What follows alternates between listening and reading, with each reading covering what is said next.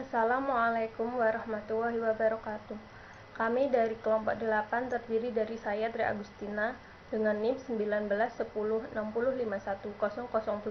dan rekan saya Latifatul Fajriah dengan NIM 191060510008. Kelompok kami ingin memaparkan materi tentang metode pembelajaran.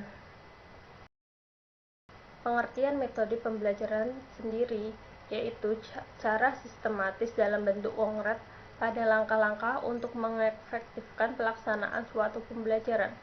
Pernyataan tersebut diperkuat oleh pendapat Iskandar Wasih dan Sunendar pada tahun 2011 yang mengatakan bahwa metode pembelajaran adalah cara kerja yang sistematis untuk memudahkan pelaksanaan berbagai kegiatan pembelajaran untuk mencapai tujuan yang diinginkan atau ditentukan. Sementara itu, Sutiknov berpendapat bahwa pengertian metode secara harfiah berarti cara. Metode adalah suatu cara atau prosedur yang digunakan untuk mencapai tujuan tertentu.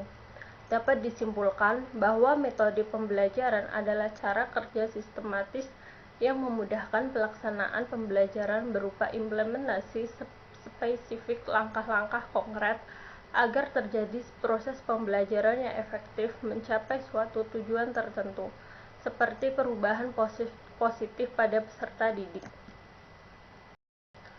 Perbedaan model pembelajaran dengan metode pembelajaran. Perbedaan utama dari model dan metode pembelajaran adalah metode pembelajaran sendiri memiliki langkah konkret untuk melaksanakannya. Sementara itu, model pembelajaran hanya gambaran umum atau kerangka kerjanya saja. Artinya, guru harus membuat langkah-langkah atau sintaks sendiri. Model dan metode pembelajaran banyak mengalami tumpang tindih istilah karena beberapa penulis terkadang menyebut model sebagai metode atau sebaliknya, atau penggunaan istilah yang tidak tepat. Jenis-jenis metode pembelajaran. Menurut Kuno, variabel metode pembelajaran diklasifikasikan menjadi 3, yaitu berdasarkan strategi perorganisasian, penyampaian pembelajaran, dan strategi pengelolaan pembelajaran. Di bawah ini adalah penjabaran masing-masing jenis. Jenis dari strategi pengorganisasian pembelajaran berarti jenis metode pembelajaran yang secara khusus memanfaatkan cara pengorganisasian pembelajaran agar lebih efektif dan berdampak pada peserta didik. Mengorganisasi mengacu pada suatu tindakan seperti pemilihan isi, penataan isi, pembuatan diagram, dan format lainnya yang setingkat. Strategi pengorganisasian lebih lanjut dapat dibedakan menjadi 2 jenis, yaitu strategi mikro. Strategi mikro mengacu kepada metode untuk pengorganisasian isi pembelajaran yang berkisar pada satu konsep, prosedur, atau prinsip. Yang kedua, strategi makro, yaitu yang mengacu kepada metode yang mengorganisasi isi pembelajaran yang melibatkan lebih dari satu konsep, prosedur, atau prinsip. Yang kedua, strategi penyampaian pembelajaran. Strategi ini merupakan jenis metode yang fokus pada penyusunan strategi penyampaian pembelajaran yang biasanya menggunakan media pembelajaran sebagai alat utamanya. Media digunakan untuk menyampaikan pembelajaran kepada siswa dengan lebih efektif dan efisien. Selain itu, media juga dapat merangsang respon dan masukan lebih dari peserta didik. Media pembelajaran merupakan bidang kajian utama dari jenis metode ini. Oleh karena itu, setidaknya terdapat 5 prinsip yang harus diperhatikan dalam membuat media pembelajaran sebagai strategi penyampaian pembelajaran, yaitu yang pertama, tingkat kecermatan dalam menggambarkan sesuatu. Yang kedua, tingkat interaksi yang mampu ditimbulkannya. Yang ketiga, tingkat kemampuan khusus yang dimilikinya. Yang keempat, tingkat motivasi yang dapat ditimbulkannya. Dan yang terakhir, tingkat biaya yang diperlukan. Jenis strategi yang terakhir yaitu strategi pengelolaan pembelajaran, merupakan jenis metode yang secara khusus menata interaksi antara peserta didik dan variabel metode pembelajaran lainnya. Strategi dalam jenis ini berkaitan dengan pengambilan keputusan mengenai strategi perorganisasian dan strategi penyampaian, mana yang akan digunakan dalam proses pembelajaran. Selain itu, jenis metode pembelajaran juga dapat diklasifikasikan sederhana. Yang pertama, berdasarkan pemberian informasi. Contohnya, metode ceramah, metode tanya jawab, metode demonstrasi. Yang kedua, berdasarkan pemecahan masalah. Metode brainstorming, metode diskusi kelompok, metode rembuk, rejoli, metode diskusi kelompok kecil, metode panel, metode forum debat, metode seminar, metode simposium. Dan yang terakhir berdasarkan penugasannya, yaitu metode latihan, metode penugasan, metode permainan, metode kelompok kerja, dan metode studi khusus, dan yang terakhir metode karya wisata. Yang selanjutnya kita akan memaparkan macam-macam metode pembelajaran K13 yang akan dilanjutkan oleh Mbak Latifatul Fajriyah. Macam-macam metode pembelajaran K13 berbicara macam-macam metode pembelajaran yang tersedia ada baiknya jika kita mempelajari berbagai metode yang sesuai dengan kurikulum 2013. Berikut adalah beberapa contoh metode pembelajaran yang cocok digunakan dalam rangka ikut menyukseskan kurikulum 2013 K13, yaitu yang pertama, metode pembelajaran exam plus non-exam plus. Metode ini meminta siswa untuk secara berkelompok menganalisis gambar lalu mendiskusikan hasilnya. Langkah-langkah dari metode sebagai berikut. Yang pertama, guru mempersiapkan gambar-gambar sesuai dengan tujuan pembelajaran.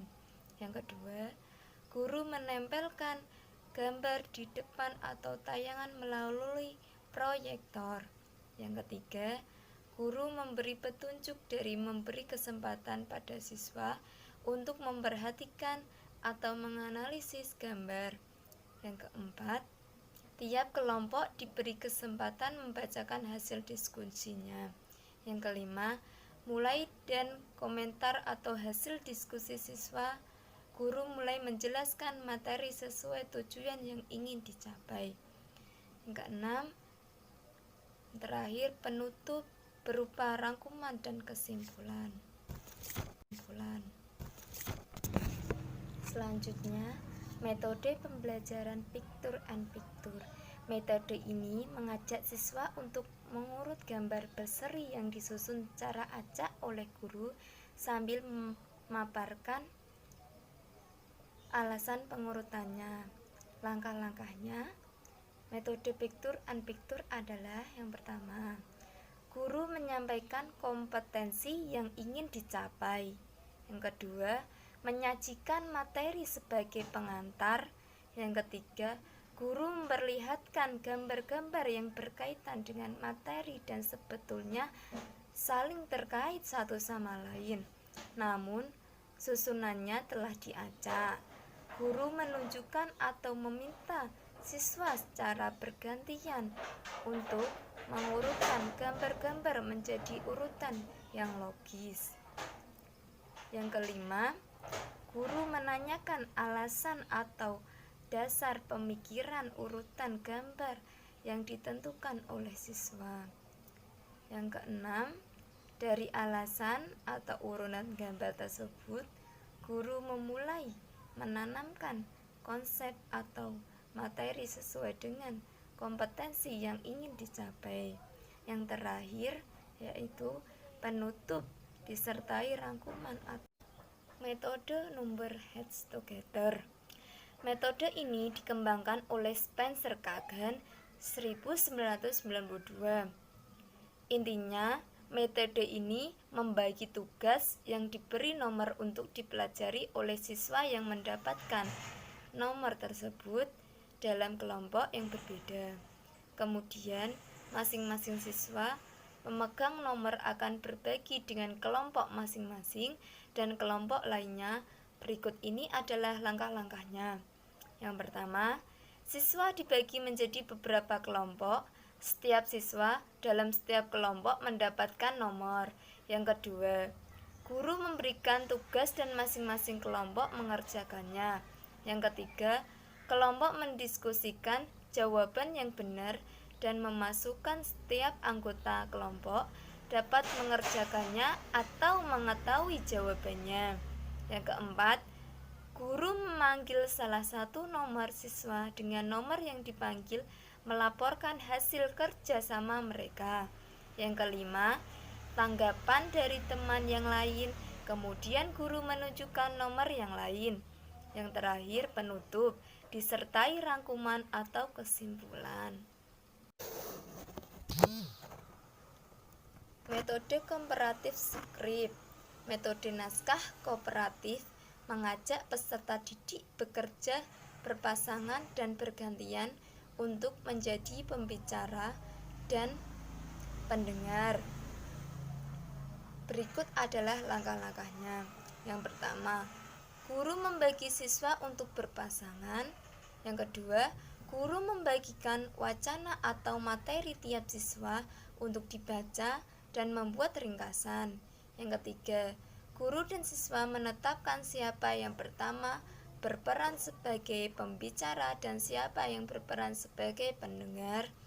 Yang keempat, pembicara membacakan hasil meringkasnya sejelas mungkin dengan cara menyampaikan ide pokok dalam ringkasannya. Sementara itu, pendengar menyimak dan jika diperlukan membantu atau mengoreksi pembicara, lalu menghubungkan materi sebelumnya dengan materi yang dibacakan. Yang kelima, kemudian pembicara dan pendengar bertukar peran dan melakukan hal yang sebaliknya. Yang keenam, guru menyimpulkan hasil pembelajaran bersama-sama dengan siswa. Yang terakhir, penutup.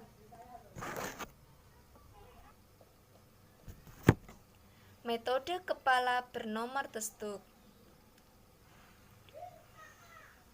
Metode ini adalah modifikasi dari number heads together sebagai berikut. Yang nomor 1, siswa dibagi menjadi beberapa kelompok dan setiap siswa dalam kelompok akan mendapatkan nomor. Yang kedua, penugasan diberikan kepada setiap siswa berdasarkan nomor yang didapatkan terhadap tugas yang berangkai. Misalnya, siswa nomor 1 bertugas mencatat soal.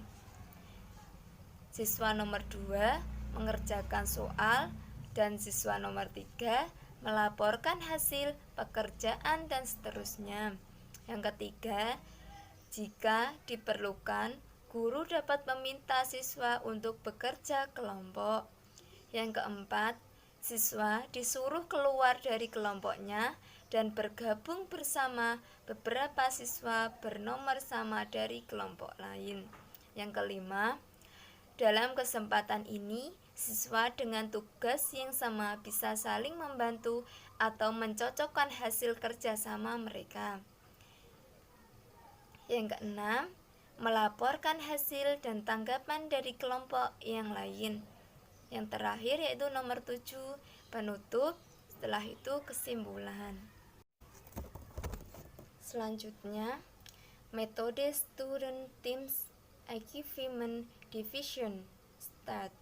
STAT adalah tim siswa kelompok prestasi dikembangkan dan dipopulerkan oleh Slevin pada tahun 1995 Metode ini mengelompokkan siswa secara heterogen menurut prestasi, gender, suku, dan diminta untuk mengerjakan tugas kelompok. Kemudian, evaluasi dilakukan dalam bentuk tes atau kuis. Kolom tidak boleh saling membantu dalam fase ini. Untuk lebih jelasnya, langkah-langkah STAT adalah sebagai berikut.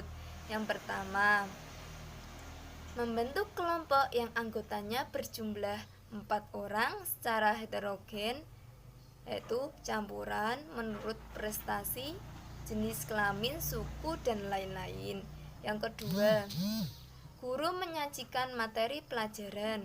Yang ketiga, guru memberi tugas kepada kelompok untuk dikerjakan oleh anggota-anggota kelompok. Anggota kelompok yang telah memahami materi harus menjelaskannya kepada anggota lain hingga semua anggota kelompok memahaminya. Yang keempat, guru memberi kuis atau pertanyaan kepada seluruh siswa. Pada saat menjawab kuis tidak boleh saling membantu. Yang kelima, memberi evaluasi. Yang terakhir yaitu nomor 6, penutup, setelah itu kesimpulan. Selanjutnya, metode pembelajaran Jigsaw, metode TM ahli. Jigsaw membagi kelompok yang setiap anggotanya akan dibagi kelompok kembali menjadi tim ahli dari masing-masing materi yang diberikan. Kelompok tim ahli akan secara berkelompok mempelajari materi yang ditentukan, lalu kembali ke kelompok mereka masing-masing setelah menjadi ahli, yaitu Aronson, Blaney, Steven, Stiggers, and Snap. Langkah-langkahnya Jigsaw adalah sebagai berikut. Yang pertama, siswa dikelompokkan ke dalam 4 anggota tim. Yang kedua, setiap anggota dalam tim akan diminta untuk menjadi seorang ahli dalam suatu bagian materi yang berbeda. Yang ketiga, semua tim ahli dari tim yang berbeda berkelompok akan membantu tim ahli untuk berdiskusi dan mempelajari materi yang sama. Yang keempat, kemudian masing-masing tim ahli akan kembali ke kelompok mereka untuk membagikan keahliannya pada tim asal tersebut. Yang kelima, tiap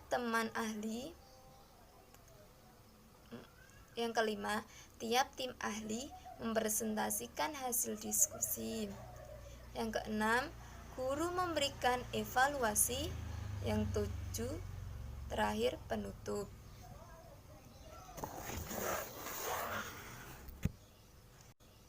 Selanjutnya, Problem Based Introduction (PBI).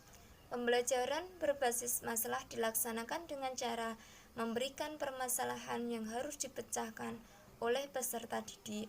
Langkah-langkahnya yaitu yang nomor 1, guru menjelaskan tujuan pembelajaran. Yang kedua, menjelaskan logistik yang dibutuhkan. Yang ketiga, motivasi siswa terlibat dalam aktivitas pemecahan masalah yang dipilih.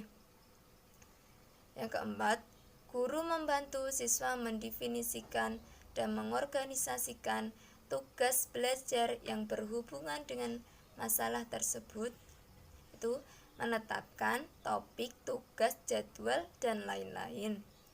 Yang kelima, guru mendorong siswa agar mengumpulkan data dan informasi yang sesuai dengan masalah.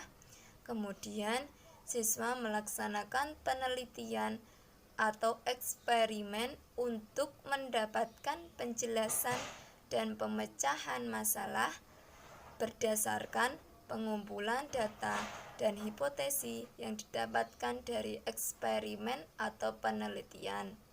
Yang keenam, guru membantu siswa dalam merencanakan menyiapkan karya yang sesuai seperti laporan dan membantu mereka berbagi tugas dengan temannya. Yang ketujuh, guru membantu siswa untuk melakukan refleksi atau evaluasi. terhadap penyelidikan mereka dan proses-proses yang mereka gunakan. Selanjutnya, metode pembelajaran artikulasi. Metode pembelajaran ini meminta siswa untuk secara berpasangan untuk menyampaikan materi yang diterima dari guru dan mencatatnya secara bergantian. Langkah-langkahnya yaitu yang nomor 1, menyampaikan tujuan pembelajaran yang ingin dicapai. Yang kedua, guru menyajikan materi sebagaimana biasa. Yang ketiga, bagi siswa menjadi kelompok yang terdiri dari 2 orang berpasangan. Yang keempat, siswa meminta seorang dari pasangan itu menceritakan materi yang baru diterima dari guru dan pasangannya. Mendengar sambil membuat catatan kecil, kemudian berganti peran dan begitu juga kelompok lainnya. Yang kelima, secara bergiliran siswa menyampaikan hasil wawancara dengan pasangannya. Yang keenam, guru mengulangi atau menjelaskan kembali materi yang belum dipahami siswa. Yang terakhir, kesimpulan penutup. Selanjutnya, terakhir, mind mapping. Artinya, guru memberikan permasalahan yang memiliki jawaban atau solusi alternatif sehingga dapat dibuat peta. Yang kedua, konsepnya dan siswa dapat mempelajari serta mendiskusikan setiap alternatif jawaban dengan rekan-rekan dan tentunya guru. Langkah-langkah metode mind mapping adalah yang nomor 1, guru menyampaikan kompetensi yang ingin dicapai. Yang kedua, guru mengemukakan konsep atau permasalahan yang akan ditanggapi oleh siswa atau sebaiknya permasalahan yang mempunyai alternatif jawaban. Yang ketiga, membentuk kelompok yang anggotanya 2-3 orang. Yang keempat, tiap kelompok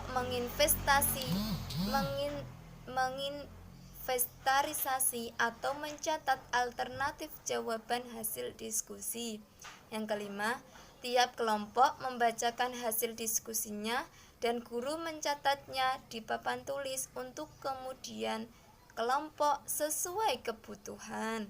Yang keenam, berdasarkan catatan yang ada di papan tulis, siswa diminta untuk membuat kesimpulan atau guru memberikan bandingan materi sesuai dengan konsep yang disediakan.